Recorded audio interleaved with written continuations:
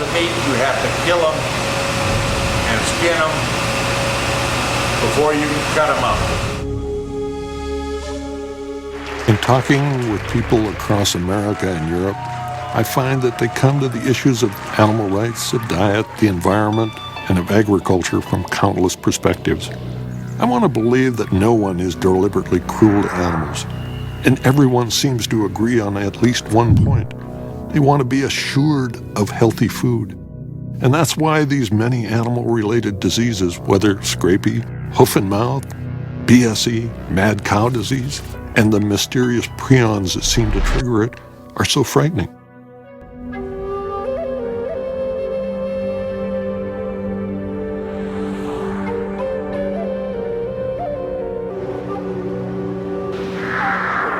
What we saw in AIDS early on was being downplayed. Not to worry, just drug users, people in proper sexual thing, but it was going to be minimal. And now what we're seeing is a crisis worldwide. Does the BSE issue, mad cow disease, have the same potential? Is it possible? It does have that potential because the similarity between these diseases is here you have diseases with very long incubation periods with agents that can spread between people, and in a certain sense TSEs might be worse because you can't detect the disease in the early stages. The one thing about HIV or AIDS is there's now these drugs that you can take that will manage all forms of the disease. With these TSEs, once you've been diagnosed, it is 100% fatal. One thing that really concerns me, Michael, is every success that we have ever had medically that I know of, the first part of that was having the statistical information on the number of people that were suffering from the problem. That information today in the United States is almost totally obscured.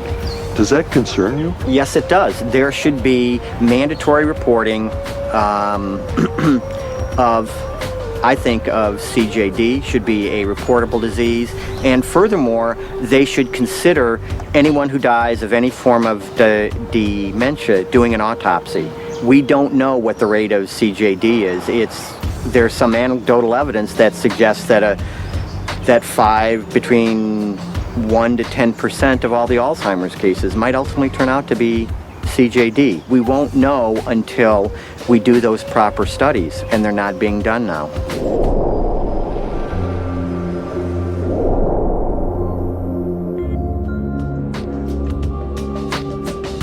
Do you believe in what you've seen in Europe, that the likelihood is that the United States, we don't have a spongiform disease in the cattle herd? I personally believe that sooner or later there is going to be the case of BSE in the US. I hope for you that you don't have it, but you better make sure by doing good testing. Would you come to the US and eat beef? Yes, but what I usually try to do is also here in Switzerland. I mean, since I have the choice of eating tested beef, at least I know that I'm not eating a full-blown BSE animal. So that certainly gives me some reassurance.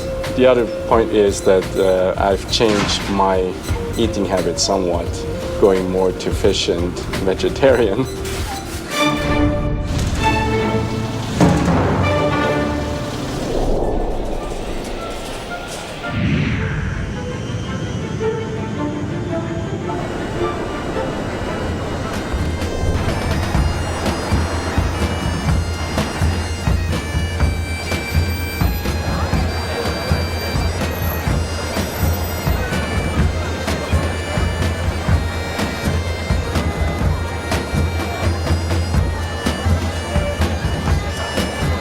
Great Britain is where the first cases of mad cow were documented, after years of denial by the government. Today, in Edinburgh, scientists are tracking this fatal illness in humans, which is now known as variant or new variant CJD, Creutzfeldt-Jakob disease. We're going to the epicenter of the CJD research in the world. This is the place that is happening. This is the we call this the high risk area. But don't worry, there's no sort. I wouldn't take you in if there was anything that's getting done. What's getting done is quite safe. Is there any agreed upon time of incubation? The short answer is no. There's great uncertainty about what the incubation period might be.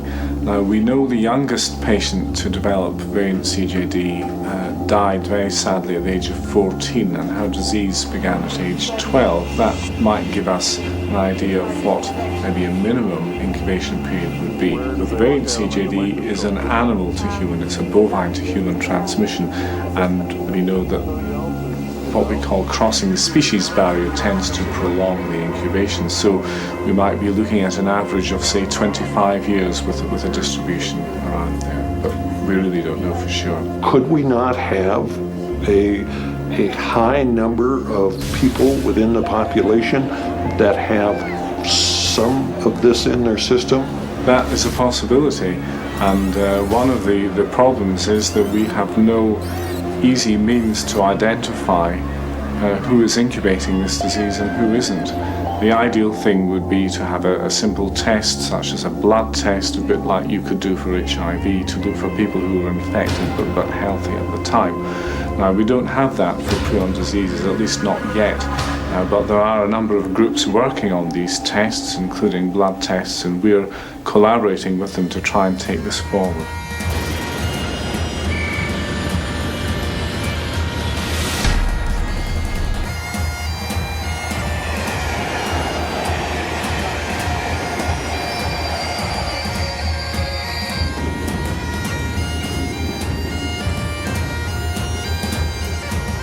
We're going to go and visit some farmers and actually take a look at rural England where the problem was.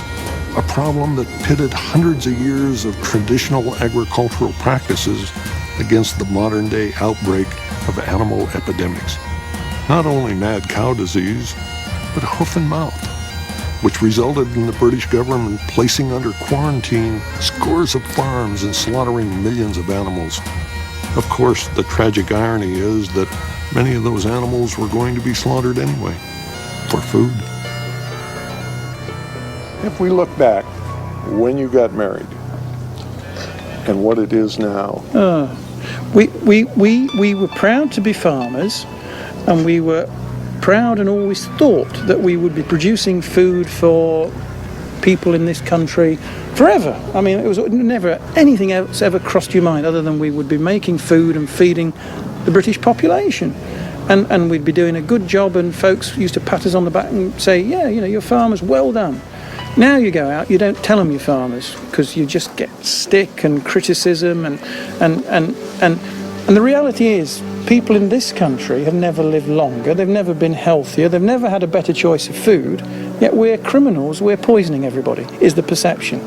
And it's madness. And I don't know how we've got to this position where we're ashamed to admit to being farmers and are looking at getting out of the industry because we think there isn't a future for growing food in Britain.